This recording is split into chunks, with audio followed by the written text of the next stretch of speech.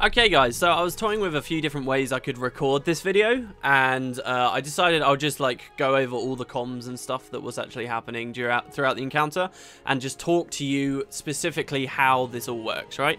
So in this video, hopefully you will learn how to use swirling winds as an elementalist, and you know, if you're a mesmer, say with feedback, to prevent all grubs spawning on an encounter. This is a particularly good one, so have a look. I'm demonstrating at Cobalt because this is the one I know best. All of the worms start with that big point-blank AoE attack where they destroy their thumper, and Cobalt then usually does a second one here, which you see that I evade. After that, however, he nearly always goes into spawning eggs, so I cover that as soon as I see the animation start with a swirling winds. The problem that start here, though, is he immediately did husks, which can't be blocked, so I call to my other elementalist that the eggs are coming on his next ability. So my other elementalist, as you can see there, catches the next swirling, but he does it a tiny little bit late, and as you can see, 3 eggs do come down.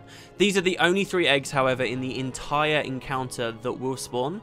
We catch every single other grub in the entire thing. So for the start here, you'll see there are 3 grubs wandering about. Eventually they get killed, and then that's that. So I do think this is a good demonstration. We were just slightly late on that, basically the first swirling that we needed. So yeah, as you can see, we got some husks up, some grubs up for the first burn. I will say, with the way that I'm playing, the way I tend to do this, even though I can tell his animations and patterns and things quite well now, I still concentrate a lot on actually doing this to the worm rather than other DPS. So you'll find, like, by all traditional standards, my gameplay here is pretty bad, honestly. Like, I'm just like auto-attacking Condi onto husks and things. But here you see he came out of burn phase, did a point-blank AoE, as Cobalt nearly always does, and then he went to spit eggs. So I watched as the burn phase came out. He knocked me back, I didn't dodge it, but then I knew he was going to go spit, so as you guys just saw, I dropped a swirling, and I just blocked our second set of eggs that came out from the worm. And then he goes into instant burn. This is something that Attuned does as their strats. They use portals to quickly run stuff through, which is very awesome. Basically, when you're doing this role, the more often that the worm goes into burn phase, the better, because you can always tell, by and large, at least with this guy, what he does when he comes out of burn.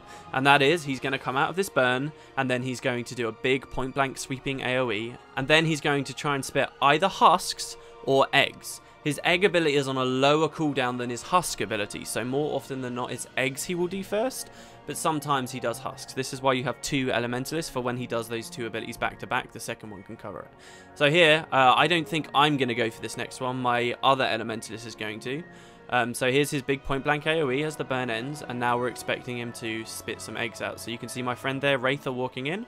He looks for the animation. As soon as the worm stops and looks off to the right, that's the same second you as an elementalist need to pop your swirling winds. But again here, he did husks first instead of eggs, so I need to move in straight away and pop my swirling, you see, because he did husks which couldn't be blocked, and now we needed the second one to cover it. So we caught the eggs there again. Like, the main thing that people in this role get tripped up with is when he does those 2 back to back, when the first swirling doesn't work because it was husks, and you know that he's got eggs coming. It's just a matter of a little bit of coordination, just to call to your guy, hey, he did husks instead of eggs, watch out, because you know usually he's going to do the eggs straight away afterwards. If it all seems like a bit much, just keep watching, you'll get an idea of the patterns and how they work. And there I got down like a scrub and whatever. Now, because he's just done eggs, we've got about 40 seconds, we know, where we can just DPS mobs, keep stuff down. So I'm taking this opportunity to kill these first larvae, these first grubs that spawned right at the start of the match, which are still doing a number on our zerg. It really annoyed me that we got 3 that came out at the start, because I don't know, it would have been nice to have had a clear battlefield the whole time. But as I say, as soon as this one dies, for the rest we are ultimately successful. So here we go. Again, we've put into a burn. This is super useful for us because we know what's going to happen when he comes out of this burn.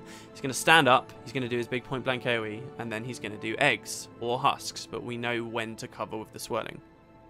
Sometimes he can deviate from that kind of stuff.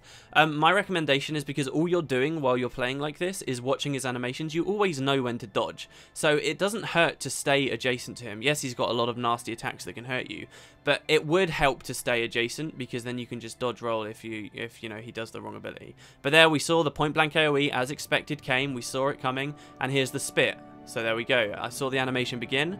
We put swirling, this time because husks are on a longer cooldown. He didn't do husks first, he tried to do eggs first, and we blocked all of the eggs. Now the husks are coming down. we call it to the rest of our team. And you guys will notice now already the battlefield's looking really clear. You know, you can look at our necros, for example, can instantly get on these husks the second that they spawn. The rest of the zerg, we only have 10 people dedicated on mob control. Only 10 people. Everyone else here, out of the 50 that we have, are all supposed to be full-time keg running. And again, here's another burn phase, so we only had to block one set of eggs, and another burn comes up. Because I dealt with the last eggs, now it's the other elementalist's turn to deal with them, in theory, so I believe that's what we do. He's going to drop into burn.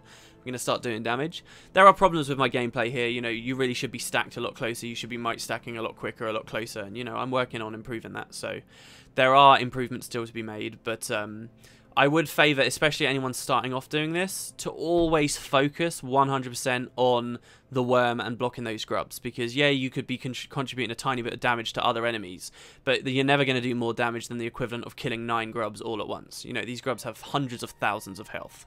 So here we go. He comes out of burn, and you can see he's already started his point-blank AoE animation.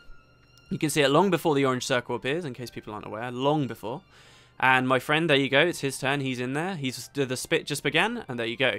He's trying to spit out eggs, they're all being blocked by that swirling winds. You can see the positioning of the swirling winds that my friend does there. They're not always directly inside the worm, you actually have a lot of leeway for where it's going to block them. So don't worry too much about that. But you've got lightning flash on your bar as well for those really clutch situations. Here we go, and now husks are coming down. In case you guys don't know a little bit of other information about the way this event works, the regular worms you see in the area, they just spawn whenever they want, however they want, and you can't actually stop them.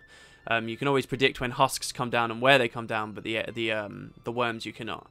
If you don't keep on those husks, if you don't keep the husks down, they'll overwhelm the zerg and they'll keep growing in number continuously. And then that goes for the worms too, but the grubs will never go over a certain level, so that's something interesting to bear in mind. Here, yes, he's in burn. I didn't participate in this burn. We were doing what we call a light touch burn, where he's already very low, but for safety reasons, because we've got loads of time, we're just going to bring him a little bit lower for our final burn. As you can see, he's got 3 or so blips left on his health, which is perfectly fine. He comes out of burn phase, point blank AoE, like clockwork. I move in as soon as the AoE ends. I'm watching his head in the top right of my screen. I see him lean off to the right in that very telltale sign as he leans, and then I put my swirling at that moment. And again, we've just blocked all of the eggs. The boss is likely to summon husks again in a second, so we're watching for that. After this spit, I would be expecting husks to come up, because he hasn't done that for a little while. Maybe another point blank AoE will come first. But yeah, these are sort of his general patterns. Here he's doing another big point blank AoE, as you can see. Nobody's really there, it's not relevant. At this point, my other Ellie knows he's the one to be covering. We know that we had about 40 seconds after I blocked that last one, but he knows it's his turn next. Generally, both of your swirling wind cooldowns are always going to be up, so even if those back-to-back situations happen, then that's fine. And in fact, you'll see here, he pops his swirling, but the boss did husks. Now, the worry here, though, is we know that his eggs are off cooldown, so I move instantly in. And I watch, there we go, there's the eggs, so I pop my second back-to-back swirling winds. Your cooldown should always be up for this. You guys should notice as well that I camp in air attunement an awful lot. I only swap out of air attunement just after I've blocked a set and I know I've got some time. And I never take the idea of rotating into that attunement like really lightly. To maximize DPS on an Ellie build, which is what we need for phase 2, I actually don't recommend taking fresh air, which is the 30 air trait. I don't go that deep, so I don't have that quality of life. You guys will notice I have no stun breaks, I have no stability, I have no way of blocking. This is all just watching his animations and dodging at the right time. And sometimes I miss, and as you can see, and I get on very low health, but it's not a fatal mistake often. And here you guys can now see the beach. Look, what's actually on the beach right now? Nothing, pretty much. A couple of worms have just spawned. All the husks are dead. There's not a single grub in sight. We also have a whole zerg that no longer needs to run kegs anymore. So here we have a clear beach. This is always a very good sign that you're doing well. There you go. My partner just did, again, the next egg set, and he blocked it perfectly. There is nothing to kill anymore. And, you know, I fully believe that all 3 worms are this easy if you have people who are effectively destroying all of the grubs. We are just waiting. We're waiting for the other worms to be ready so that we can do our 5% burn. Now, this can be a little bit more difficult on the elementalists that using swirling winds, because at least when you're continuously putting him in burns, you can predict his patterns a lot better. When he's just sort of freestyling like this, it can be more tricky to know what to catch. So there I went in, I knew he was going to spit, but it was husks. So now, as you see instantly though, my other Ellie walks in and he gets ready to cover any other ability. You're actually going to see my Ellie play very well in the background over there now. He dodge rolled the spit in adjacent range, he stayed there, and then he popped the swirling just in time as the eggs came down.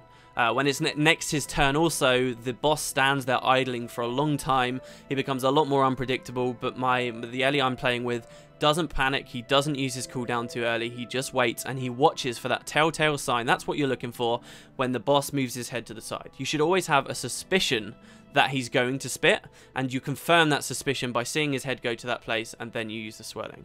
It's mostly prediction and knowing his patterns, and then it's a little bit of reaction times. You guys should see in this footage as well why I don't believe lightning flash is necessary. It's only really necessary during emergency situations. So there you go, I waste my cooldown there. That's the first time we've wasted our cooldown as far as I remember from this fight, and he's instantly stepped in, he's spotted it because this is all we're watching, this is all of our focus, and he's ready. Now we know that eggs are up. I knew eggs were up even at the time that I did that when the boss spat instead. My Ellie is still waiting. He didn't panic when that previous attack happened. There you go, the head goes to the side, he pops his swirling, and still no grubs have appeared on the battlefield. The Zerg is just free to DPS out any of the trickling in worms that spawn. So one other thing that's quite important, I suppose, we're coming up to the end here, we're going to be going for the final burn. It's very important that, so these were husks and there was no need to go in there, as you can see. It's very important that you catch the last time he tries to spawn those grubs. You know, the phase 2 is the hardest thing about this event, and it wouldn't matter if me and my friend had got rid of all these grubs the entire event. If this very last swirling that I'm preparing for now misses, yeah? Because then when you're stacking for your might and so forth, you've got grubs on you at the worst time possible. You know, you can deal with grubs generally in other situations. So I'm waiting. There's the animation, and I pop swirling, and I believe that's the last one we need for the event. There might be another one, actually. Yeah, I think we now have a bit of a disaster situation with the kegs because they start despawning because we kept them at 15 for too long. Which is, you know, it's a completely different discussion to be had about the way to run the Cobalt event. But yeah, so now we need to go run kegs, and when I run the last keg, my Ellie, who now it's his turn, he gets ready for the final eggs.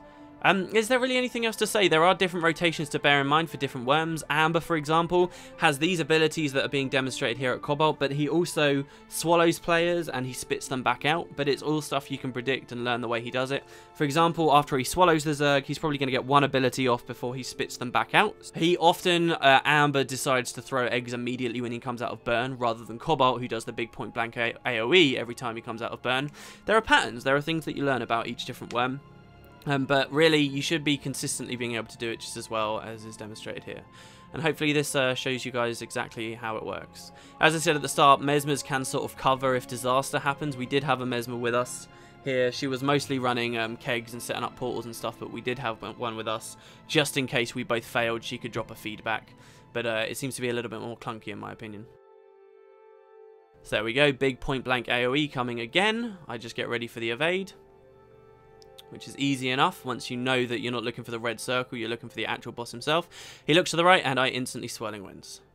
And those eggs are delayed. This fight actually goes on a lot longer than I thought it did. We really cut it down to the wire, considering that we had him ready for the final burn within, you know, with like 7 minutes left on the clock. The benefit this brings to the Zerg is humongous. Yes, you've got 2 players who are sort of not contributing that much in other areas. We still contribute a lot in phase 2, and we still contribute a lot during burn phases. But just that simple fact that we're getting rid of all these grubs is worth so much. Yeah, very unlucky here for me. This is a pretty dire situation for us. We're really scared about the kegs at the moment. So I decide, right, I'm going to go and try and run a keg. I think I actually give up halfway because I was going to the wrong area. The keg location had just changed like an idiot. But while I'm doing this, my elementalist friend is covering the final eggs, which you should see him catch in the background just there.